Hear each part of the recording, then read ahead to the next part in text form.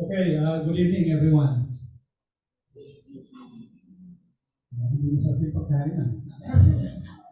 But anyway, good evening, Thank you for your presence na nandito tayo sa RSL.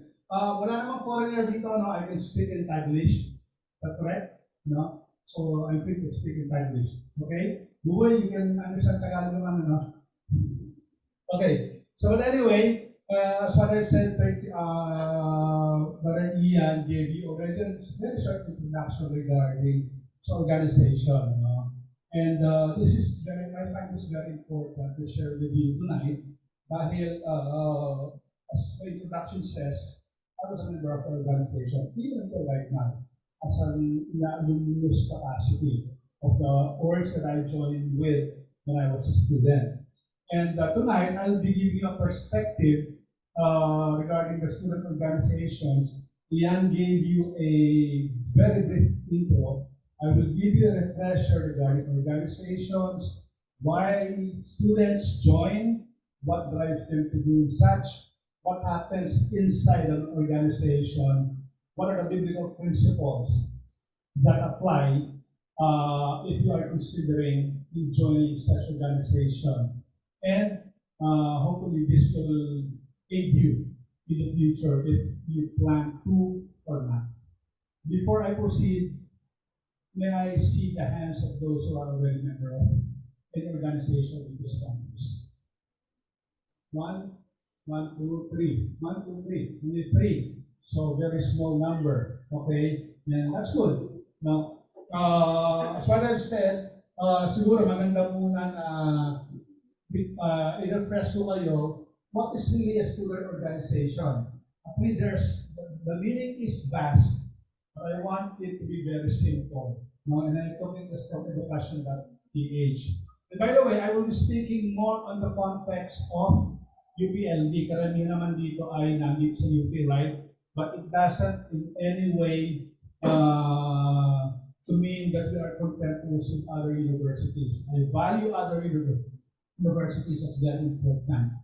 Especially yung dati yung mga state colleges and university when I saw them, how they developed through the years, maganda. So napaka-importante ng mga SUCs and other institutions right now. So moving forward, this is just a refresher. So makikita niyo yan, Yan. So ano ba ang student organization? In the simplest terms, sinasabi yan, nag-organize sa mga estudyante into groups because simply of an advocacy. Meron silang common interest, may vision, and may purpose. And that's very common, even in professional organizations, meron silang mga dahilan kung bakit na-organize ang mga tao into groups. And if you start yan from the young ones, like elementary, meron na high school, but we can say in the college, that is the transition point. And this is where the more formal organizations are being developed. So another thing is, yun nga, gaya na sabi ko, sa ibang schools, mandatory yan as students. Pero sa iba, informal lang yan. And as I also mentioned a while ago, marami advocacy based. Diba, bakit ba kayo nabuo? Kasi gusto namin pangalagaan ng environment. Yung iba, gusto namin ipaglaban ng human rights. Yung iba, gusto namin talakayin ang patungkol sa kalusugan ng tao. So that's one. That's based on their advocacy, so their interest. Or when you say interest, ano ba yung mga field of interest nyo or yung scope nyo? You can say iba, meron mga clubs ng math, meron engineering, meron agriculture, so on and so forth. And other things, just like the slide says, meron naman kung sa sports. And dito, marami tayo sinasali rin dito sa sport. Kaya kung tayo ng basketball, pogi ka, maganda ka, you will have a lot of times. Tama ba ako? Di ba? Ganun na, katawa-tawa si Tuye. But this is very normal and there's nothing wrong with this. Okay? So, student organizations are very important. It's a vital component of the community of the university. Kaya maganda na maintindihan natin ang mga student organizations. Now, I downloaded, I made a screenshot regarding sa mga institutions or dito sa UP. So makikita nyo rito, no, UPLB, so to speak. So makikita niyo yan, yan, merong academics. By the way, itong academics, itong culturals, at saka itong international organizations, medyo mas formal yan. But most of the student organizations dito nagpo-fall, acad-orgs, cultural, fraternities, religious orgs, social civic, sororities, sports, and ito. And kung pupunta kayo sa website ng UP, nakikita nyo, ang pinakamaraming miyembro dito ay itong acad-orgs. Ito at saka ito. Of course, fraternities and sororities meron, but these two are the top two. This one are the top two organizations when it comes to number of orgs in the campus. And when I look at the list, hindi ko na bilinaw kung yung total ng orgs. Meron mga hindi pa registered this year. Recognized. So may mga requirement yan.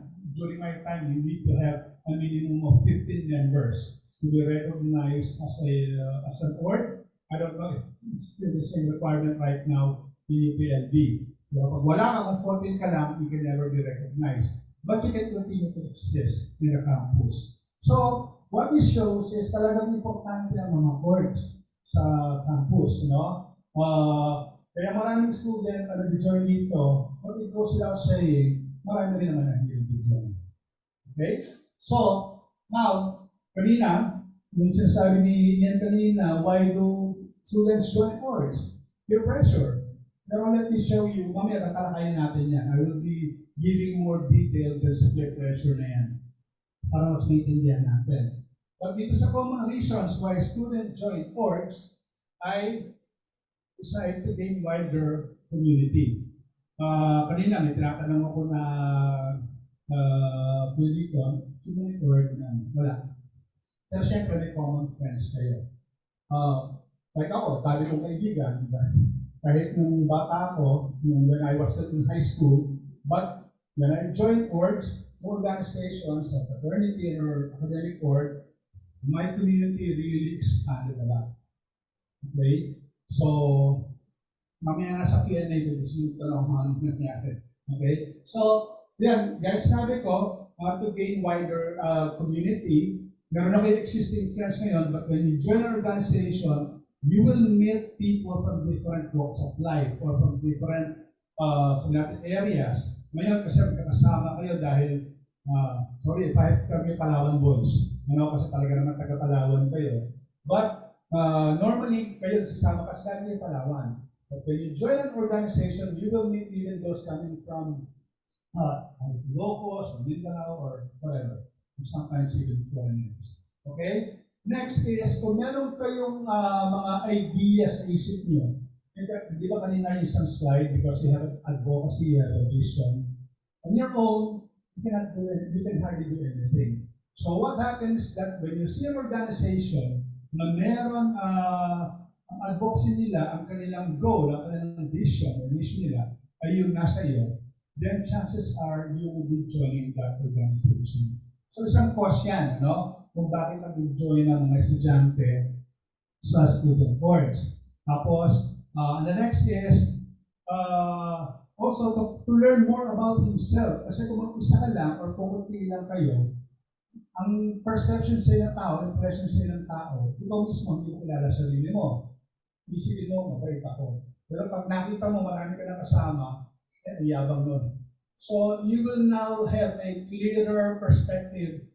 Ganito pala ako, mali pala yung aking hindi ko sarili ko. So that's what an org can also do. Okay, it will give you a clear picture of yourself based on the feedbacks that you derive from the members of the organization. And then, you develop your personal skill, you develop and share your personal skills or gifts. Kasi totoo naman, sabi ko nga kanina, kung magaling ka sa basketball, yung basketball, hindi ka naman naglalaro at isa lang yan. Di ba? may team ka ngayon, but when there is a varsity, you want to be part of that varsity team, and you represent the campus. And in doing so, kung talagang magaling yung team, kung champion kayo, then you add up to recognition of that, as well as your, yung fame mo. Isa yan sa mga nangyayari. Kung magaling ka naman sa math or sa engineering, nakikita mo kung may occupation pala, o yung iba pinapadala sa mga international trainings or competitions, and you want to be part of that. So the students make it an aim na I would like to join the organization. So isang cause yan kung bakit nag-join ang estudyante sa board.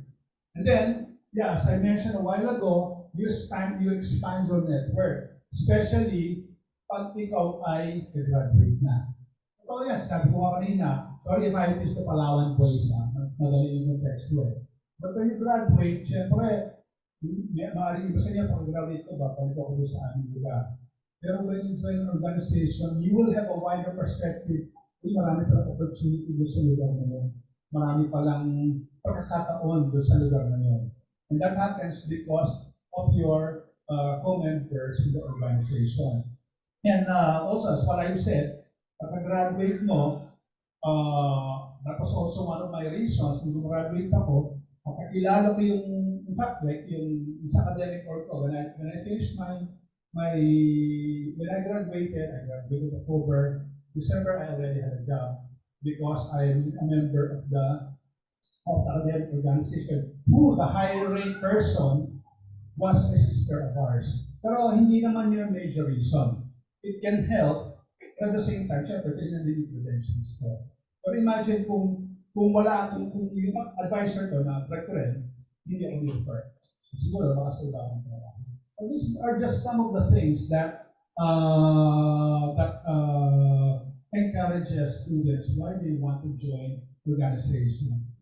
And last but not the least, gimmick. Diba? Ito, sad to say, I'm not saying gimmick is bad. But through the years, sabi ko hanggang ngayon, active ako sa OIC, the Alumni Association.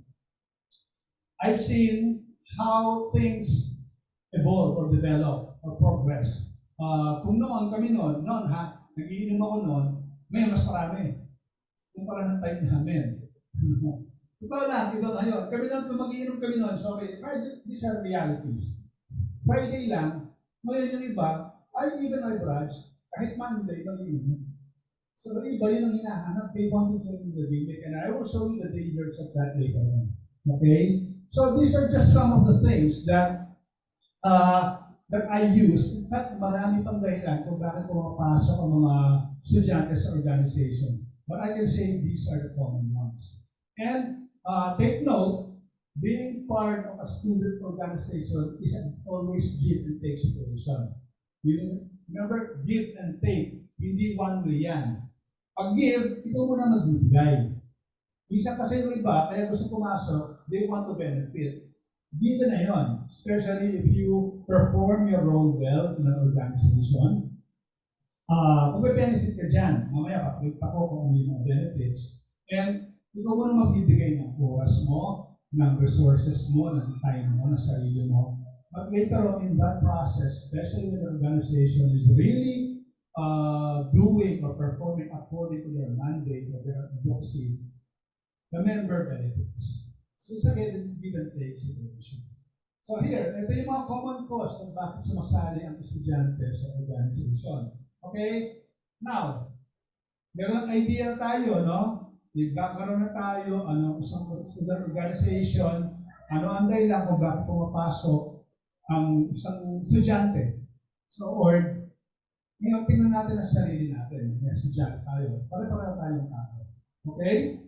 And, you have to understand, tayo, social individuals. Okay? Social being. If we go back to the creation account, normally for Christians, alam na ito, di ba? In Kristiyano ka, definitely you hold the creationist position. Hindi evolution, hindi yung kay Darwin. Di ba? Out of nothing, ikaroon bigla. Big Bang Theory, we don't adhere to that. But in the creationist position, remember sa Genesis na, when the Lord saw, after He created everything, okay? When He saw Adam na mag-isa, Sabi niya, Genesis 1:28, it's not good for man to be alone. So, nag-create siya ng kasama. And that is where He created Eve. So, now, another thing is on the context of the Decalogue. Pamilya ba kayo sa Ten Commandments lahat? Ha? Yung iba, alam niyo ba yung Ten Commandments? Hindi nyo alam. But anyway, hindi yan ang topic natin ngayon. The Ten Commandments, pag tinignan niyo yung first three, it refers to the God Himself. To summarize, sabi niya, I am the Lord God, ayaw niya ng carved image, ayaw niya ng Diyos-Diyosan o ibang Diyos niyaban sa Kanya. So it speaks of the character and attribute of God as a holy God. Pero titignan natin yung transition on the fourth commandment, that is to keep the holy or the Sabbath day. So doon nakita natin ang transition from the God Himself, meron ng social relationship yung tao, yung individual. Di ba? When you worship God, ay may kasama ka ng mga miyembro ng iglesia. And moving on from verse 5 hanggang sa verse 10, yan na yung relationship ng isang tao sa kapwa ng tao. Diba? Verse 5, honor your mother and your father. And moving forward, nandun na yung mga don'ts. Don't summarize, don't kill, don't steal, don't bear false witness, don't commit adultery. Those are all in relation to different people. So what this shows is man was created as a social being, hindi lang isa. Okay? And then, sa Proverbs 27:17 nga, sabi diyan, iron sharpens iron. One man sharpens another. Ibig sabihin, isang tao, kahit anong katangian niya, magaling siya, pwede pa siyang mas bumuti. Kaya kailangan niya ang ibang tao. Maaaring ang alam mo lang ay magaling ka sa math. Pero pagdating naman sa English, sablay ka naman, so kailangan mo na yung isang kasama mo, yung kaibigan mo, para makatulong sa iyo. Yan ang purpose niya. Magpapatalasan kayo, magtutulong kayo sa bawat isa. And so this just shows how God created ang tao as social being. Okay? Don't get bored because kailangan ko ipaliwanag sa inyo why students keep on searching for a group or an organization, a formal one. So, ganyan ang pinakita ko yung ano ba organization, bakit pumapasok yung tao sa isang grupo, ngayon, bakit ang tao ay ganun? Kasi siya ay social being. Siguro kung alam niyo yung kantang No Man is an Island, alam niyo ba yan? Sino may alam dito? Wala yan? Walang may alam? Sinong graduate na makiling school dito? Hindi ko alam natin, no? When I was in grade 1 and grade 2, this is famous one. This is a 1623 derivation from a poem, a British poem, John Donne from UK, English siya. Then it was made a hymn by Alex Kramer in Canada. Ito yan, hindi ko nakakantahin. But this is the lyrics. No man is an island,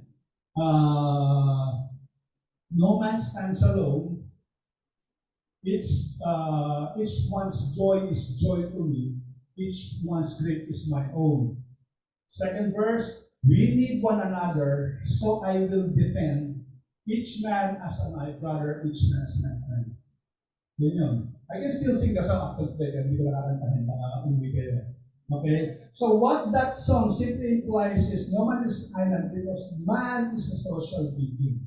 Yan lang yun. So para maintindihan natin why man later on tries to find a group. Okay? So, yeah, that is the summary of that.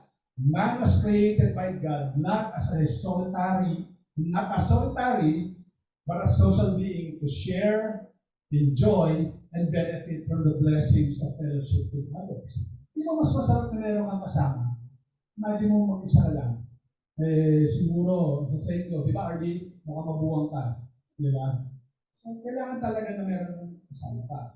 Okay, now, pupunta na tayo ngayon, pinalaki na natin yung meaning ng student organization, bakit, what are the reasons why students join organization, dahil ang tao ay social being. Now, ano ngayon ang nag-i-influence ng pagpasok ng isang tao sa isang organisasyon?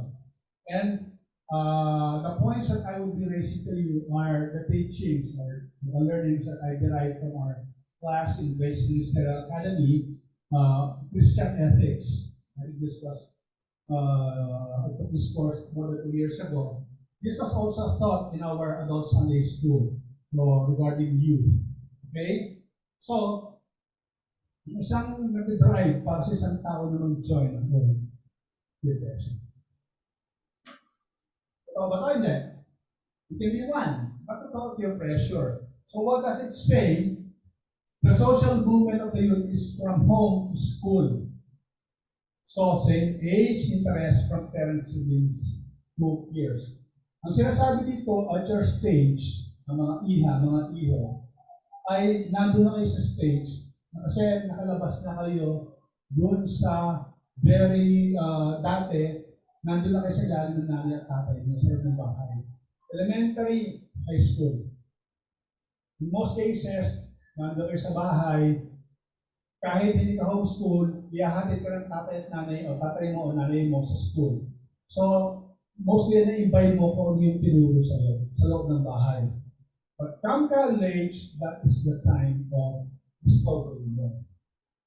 The curiosity arises. Kaya ito, a person becomes aware, as you can see there, of other sensible views that differ from what he is bred at home.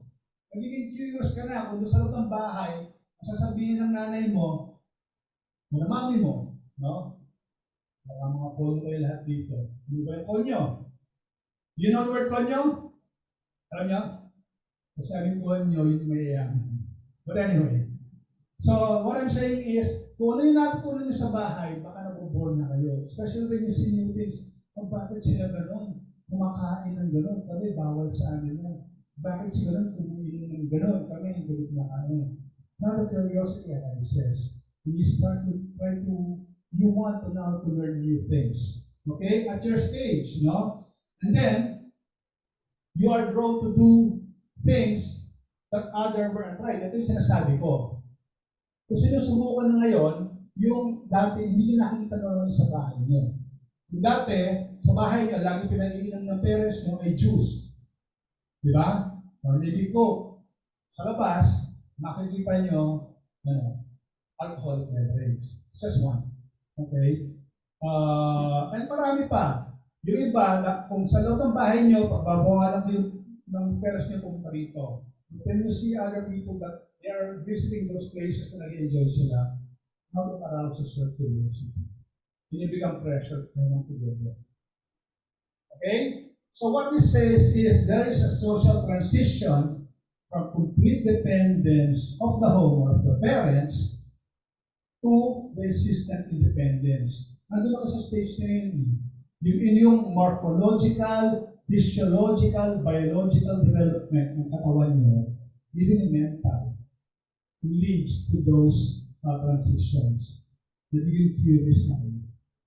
So yan isang pressure kung bakit ang mga estudyante wants to explore by joining organizations. Now, under peer pressure, there are three things that we need to understand. Pressure of conformity. Okay? So, to quote the scriptures, Proverbs 1, verse 10, 11, 14, to summarize, ang sabi dito, throw in your lap among us and let us have one first. Yan na yung peer pressure. Kung meron kayo nakikitang tao, halimbawa, Palawan Boys, siyempre marami kayo nakakausap sa dorm niyo. Baka nag-dorm kayo, member sila ng court. Okay? Sabihin, uy, gusto rin na kayo sa amin. Biyang mo mas, kasi enjoy naman itong ginagawa namin po, kung ano sa Tik2 or whatever, kung ano sila ng lugar. Yan na. That is what happens. talagang mape-pressure kayo doon, lalo na kung lagi nyo na kasama. Klase mo or pareho kayo ng course, yan na ang isang bibigay ng peer pressure. So, the desire for group identity is a very strong motive. Kasi talagang gano'n, sasabihin ay part kami ng gano'n. Gusto namin maging part ng gano'n grupo. Kasi mukhang okay naman sila eh. Nag-i-enjoy sila. Kung wala naman sila masang ginagawa. So that is just one, yung pressure of conformity under peer pressure na pwede magtulak sa isang estudyante who want to join an organization. Then, yun nga, guys, sinabi ko, yung group identity na yun, ang mangyayari dyan, magkakaroon na ng pagbabago sa iyong identity. Dati, kung ikaw ay masyado masunurin sa bahay, o sinabi ni daddy, ni mami, o ka lang. Pero ngayon, sa nakikita mo ngayon, na mga kasama mo, nasa-challenge na ngayon, ikaw hindi naman talaga okay yung sinasabi lagi ni mami o ni daddy. Ikaw okay naman ito, nakikita ko naman eh. Di ba? So, those are the things that are reality na nangyayari. So what this says is, this is a test of strength of the youth identity. Hindi ko makikita yung character nyo, no? How you were bred at home at the church, when you now start to meet new people, it's a challenge kayo. Correct me if I'm wrong. But whenever you see something new, it arouses your curiosity. Tama ba o mali? Busog ba kayo o gutom pa kayo? Pag ba nakakita kayo ng something new, does it arouse your curiosity or not? It does, right? So, that's the reality. You want to try new things. Okay? So, gusto mong, katulad ka, gusto mong mapag-form, gusto mong sumabay, kung ano yung nakikita niyo sa labas. Second is pressure of mockery. Ito, meron natin dito.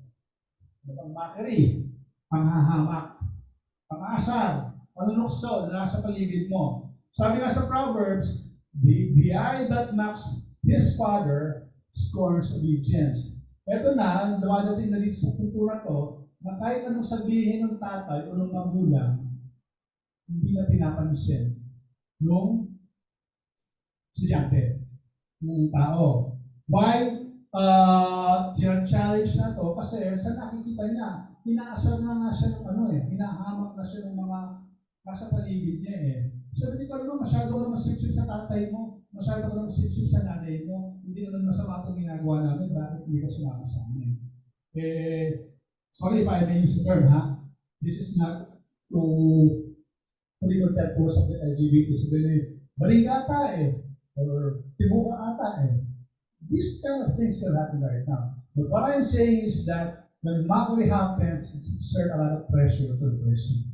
And it makes him or makes her think. Okay? So, yun nga, So, ina-atake na yung kanyang need of acceptance. Kasi nga, kung hinahamak ka, anong feeling mo? Rejected ka. So, titignan natin yun. These are realities. No? These are based on even on scientific finding. So, what this says is, this will reveal the depth at yung babaw ng paghanap ng divine guidance and parental approval.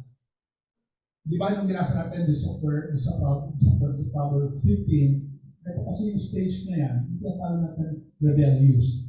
The rebellious stage of a child happens, especially he or she being a sinner, from high school to ordinary time. Kasi natututo na siya eh. Lalaban na siya sa magulang niya, i-define na yung order, at lalo na sa daming kaibigan niya, when he is being mocked or hinahamak, at testing ngayon, kung siya ay hinoon sa bahay ng mga langit, pero kung dito, kung mas malakas ang puwersa nung pamahamak sa kanya, will he remember the prayer that was taught to him or your advice ng parents? So yan na. This is just the realities of the fear of mockery. And the third, the fear of flattery. Ito, maraming may gusto ito. No? So, if you know the story of Absalom, kaya niyo ba si Absalom?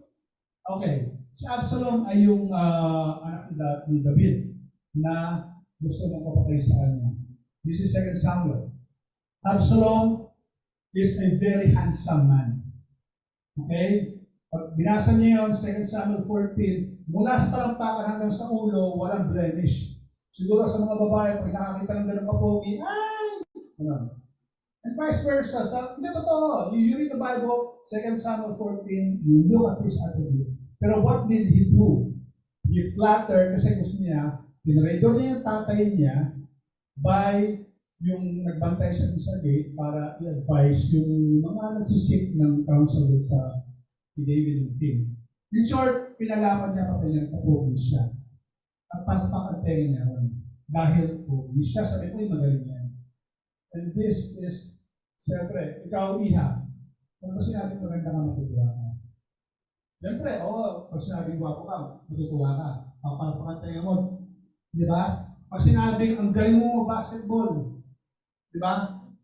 So yan, that is the fear of flattery. Gusto mong pumasok sa org, gusto mong ma-appreciate ka, gusto mong purihin ka. So, peer acceptance, yung popularity, and nagiging stronger yan kung walang appreciation. Dahil kahit magaling ka, pag yung parents mo, hindi na-appreciate. So what happens is that the person now, the student now, tries to seek that by joining organizations. Okay? Dahil yung acceptance sa humihina. Okay, so alam na natin yung dahilan, yung peer pressure kung bakit pupasok sa org.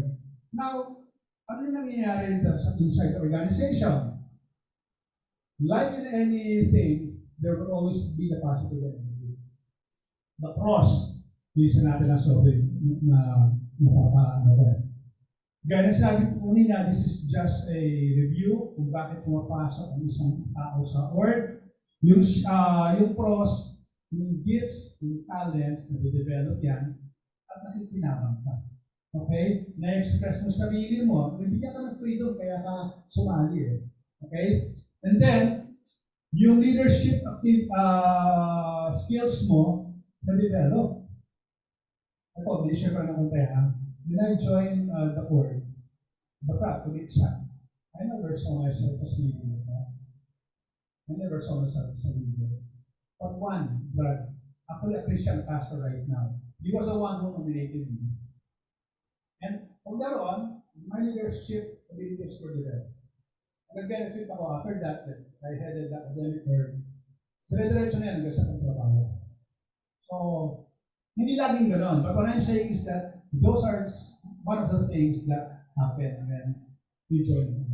Okay?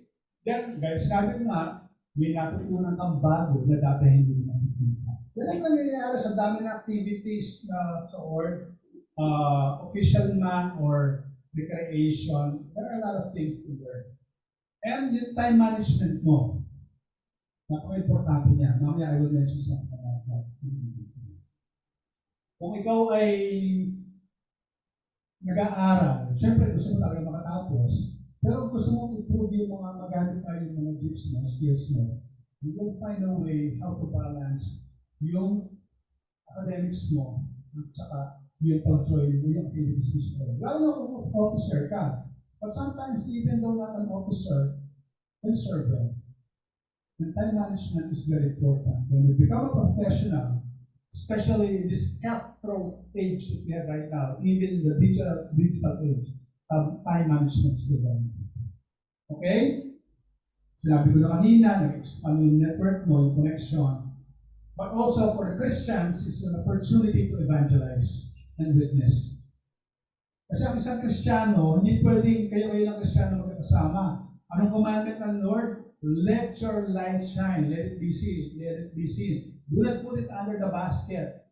Dahil hindi nakikita yan. Makita dapat yung pagkakong mo. So these are just some of the things na nangyari sa loob ng org na pwede mong mapakinabangan. And now we go to the negative. I will just mention 3. Okay? Imbalance often lead to academics to suffer, including homes, responsibilities. Bakit nangyayari yun? Yung iba, sobrang involved sa org, hindi na nag-aaral. Pero sikat siya sa org, may asipag niya. Pero galing niya mag-basketball.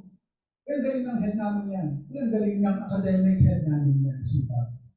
But he or she neglects his studies. These are realities if there is no balance in the academic or the study and the extracurricular. These are realities. And I've seen that from my own eyes. Then, lack of control of personal discipline can lead to debauchery. What does that mean? Yung iba, walwal lang ng walwal. Alam naman natin yung walwal, ano? Good time. Di ba binagay ko yung nag-gimmick? Puro good time lang. So, ang nangyayari, pag nakainom na, minsan mag-drugs pa.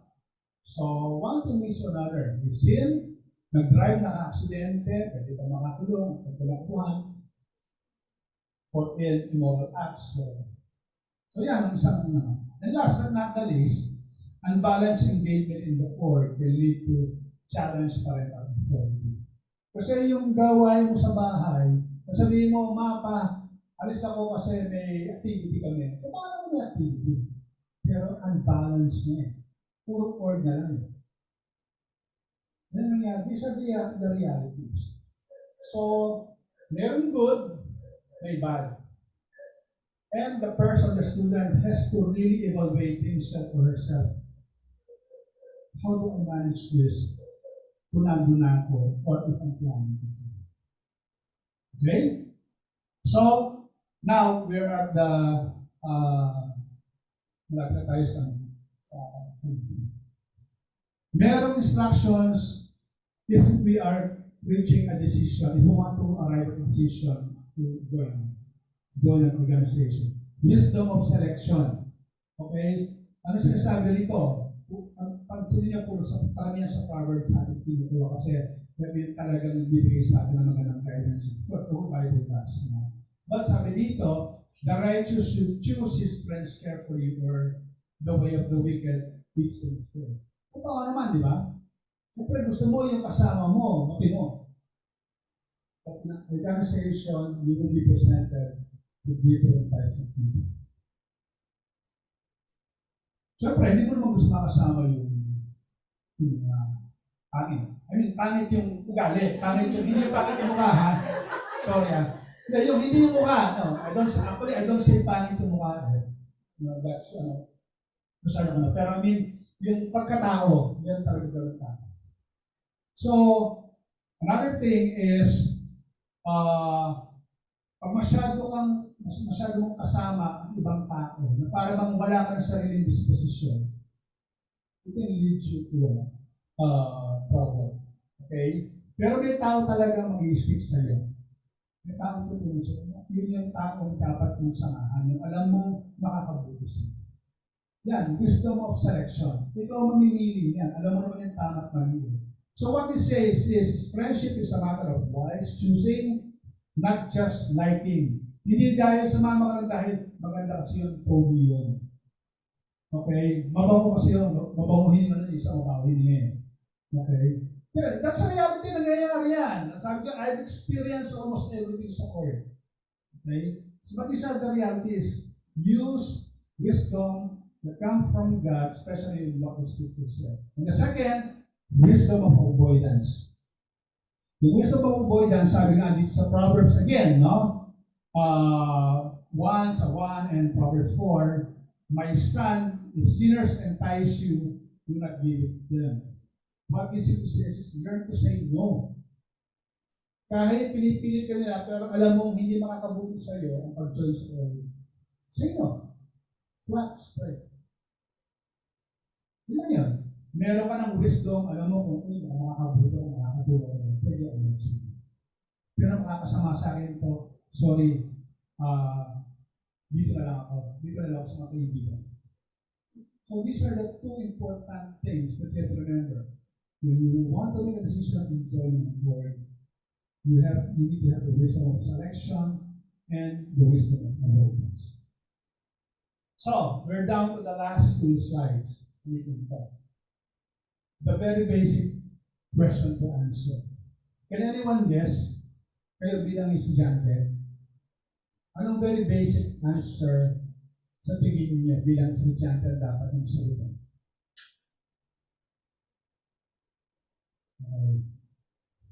Why are you here in the university? Yun nandito. Simple answer. Dali naman sa ito, sinabi ko na nga eh. Iyo, ikaw dito. Tama. To be a student. Di ba? Wala kayo dito, RB, wala ka sa LSTU kung hindi ka estudyante. Di ba? So your basic mandate, your primary responsibility is to study. Kaya ang tinawag yung orgs, extracurricular. They are also good. But like what I presented, there is always the good and the bad side of it. Ang dali palagi yun. You know? So, my final slide. Ito yung sinabi nga sa 2 Timothy, chapter 2, verse 22. Flee youthful passions.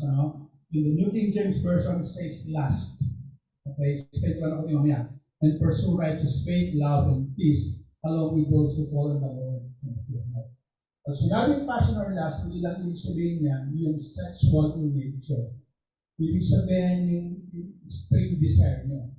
Yung hindi makakatulsan niyo, yung pride, yung lahat, covetousness, gano'n.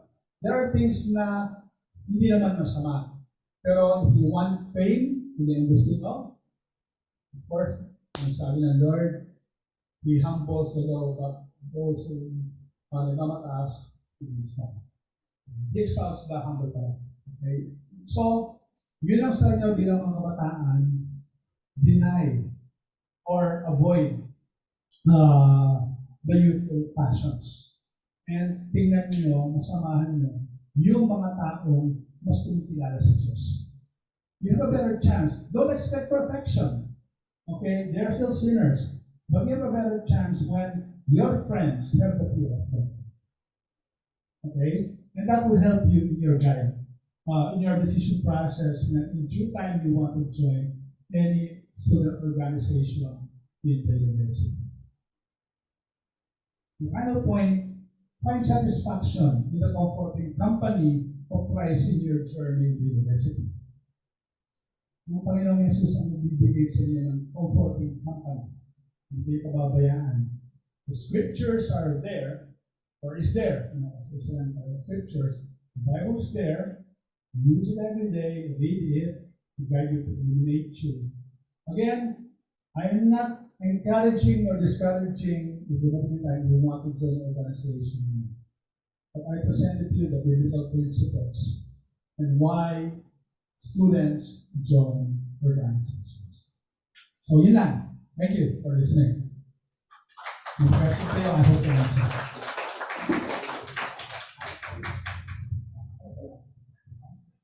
Okay, thank you for your talk, the good night. So, if you have questions, ay mag-hit.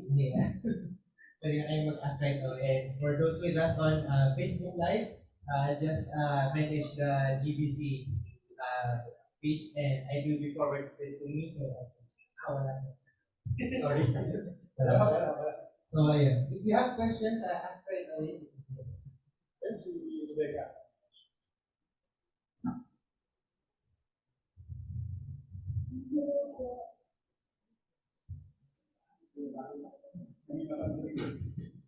Hello po. Isa po naisip ko lang po during the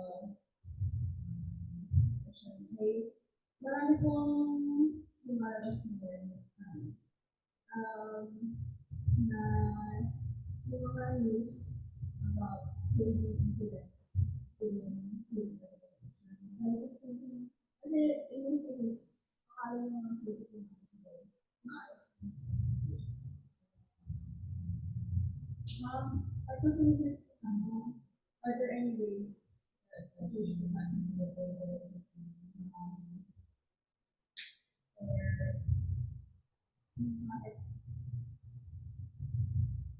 How do you gauge whether it's truly safe?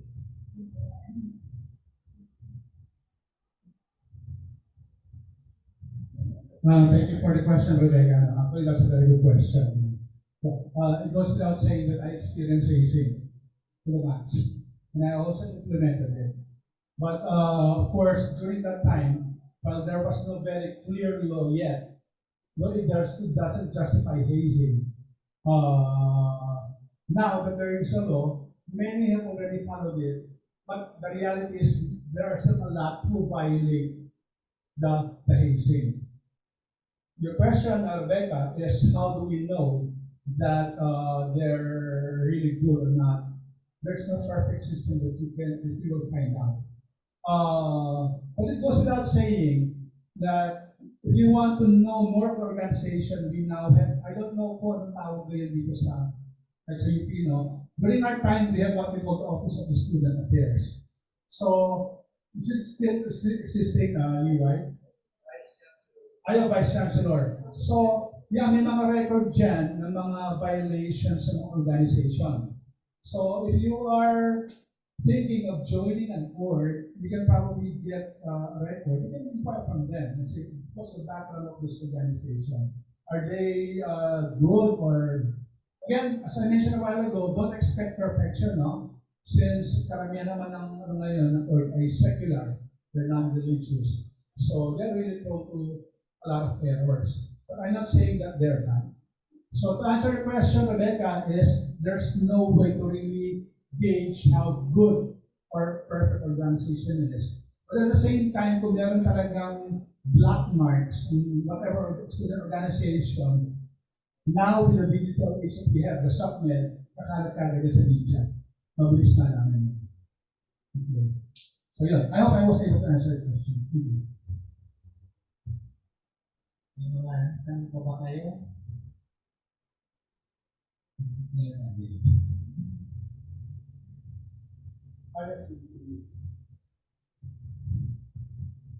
Hindi po tanong, pero siguro more testimonies is, I was actually asked a couple years ago or a year ago to give a talk sa mga new freshmen sa CDN about joining organizations. And for me po, sa circular setup po yun.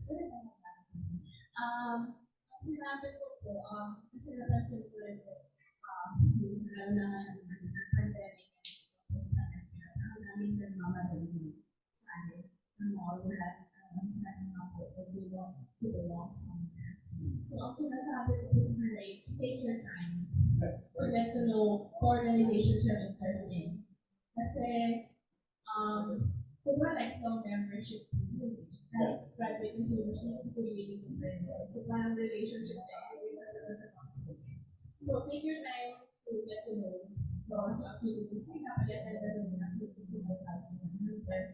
At to check if really align sila sa goals mo as a person and as a student. Bago ka mag-commit sa market. And choose carefully yung priorities. I can't say na pwede isa lang. Although I encourage na lang na pala sila look outside. Parang may something sila outside of academics. Kasi parang puro academics na sinasabi. Even though we're supposed to be students. Kaya nga tao student, athlete, student, artist, student, users. So, besides sa sila na pag-isipan ng mabuti, research na pray about.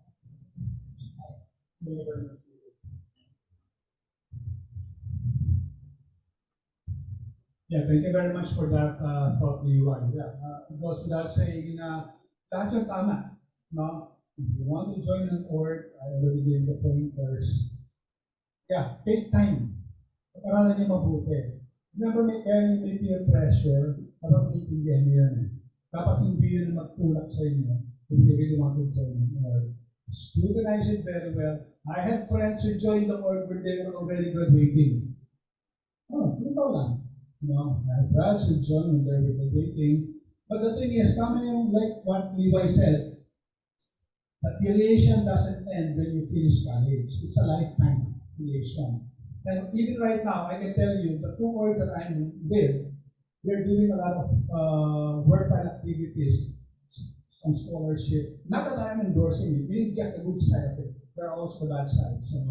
We are sponsoring scholarships sa students, anak ng mga miyembro namin. mga relief operations, everything, tuloy-tuloy lang yun. Those are the good sides of the interventions. But there are also the negative. Make it up, so know your priorities. So, kung damo na yung question, may question ba dito? Ang sabi, ano naman po masabi nyo na pros and cons of not joining student loans? Pros and cons of not joining a student board. I can say it depends on the person. You know, depende sa tao yan. The pros of not joining, ano ba? The pros of not joining, menos ka sa responsibilidad. That's one. Okay? Kung responsable kang tao, syempre, makakapag-focus ka doon sa pag-aaral mo. Ngayon, kung mahina ka naman at kulang ka sa resources, then you may be losing that opportunity to seek help doon sa mga miyembro ng board. That's just one thing. Like, mga college exams, totoo niyan. Sabi nun. Connections, pag kailangan namin ng tulong. Ako, nung nakagraduate ako, sa computer lang, ilan pa lang. Yung pare ko, punta ako sa bayan sa Kalambak, sinagsaga ako, nakikita ko ito. Hindi na mayaman. Okay? But it is not my brat, from I use the resources. So, depende sa tao, kung ikaw ay well provided and matalino ka, but it still doesn't mean na you have to do it on your own. Remember what I said a while ago, no man is an island. It's not an endorsement of joining an org, but you have to ask yourself, can I balance it? That's the key word, balance. Using those two key, the wisdom of selection and the wisdom of avoidance. Bear that in mind. If you think that would really help you, go by all means. But if not, might as well. May masabi mo ba kayong cons? Cons? As na po na, based po sa experiences nyo and knowledge sa paternity and sorority, masabi po ba, kasalanan ang mag-join? Kasi sabi mo nga po, yung affiliation na bank nyo kanina na mas grabe yung pag-ibig. Example. I will be answering this in a very objective point of view. I may sound biased kasi fratman ako eh. Until right now, I'm very active in the Alumni Association of the Fraternity.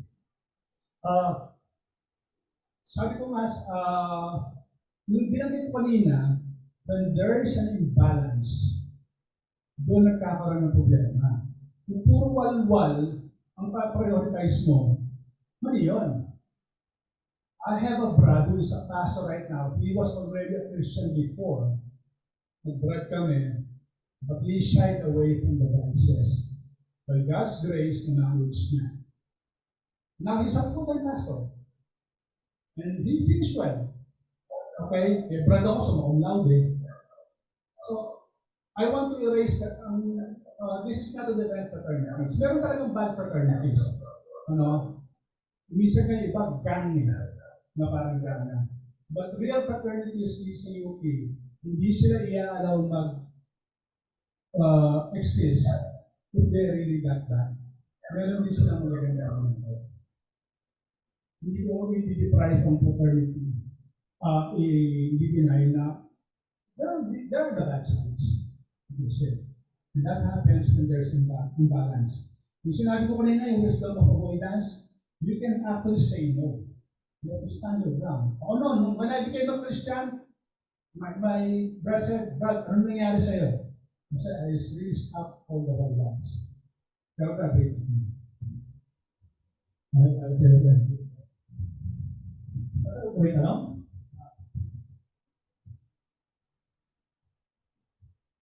So, may naibig pa ba?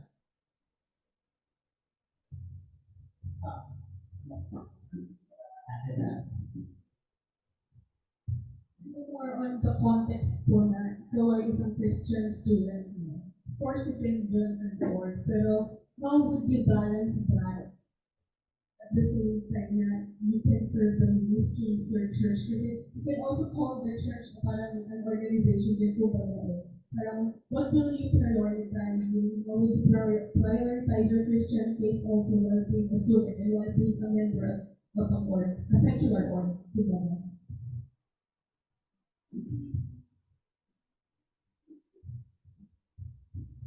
Bakit dito yun mo kanina sa bahay sa atin? No, but anyway, thank you for the question, Dara. No? Yeah, right. If you're a Christian, does that prevent you from joining an org? I don't think so. DY is a Christian. Okay? I have a Christian brother. I have a Christian sister, okay, sa academic org. And I saw them how they were able to balance it without compromise. Hindi sila perfect. Of course, even though they're Christian, they stood their ground. Alam nila yung limits nila. Okay? Hindi sila, basta alam nila hindi sila lalampas doon. So, I don't see any problem kung Kristiyano ka na, ay mag-join ka sa org.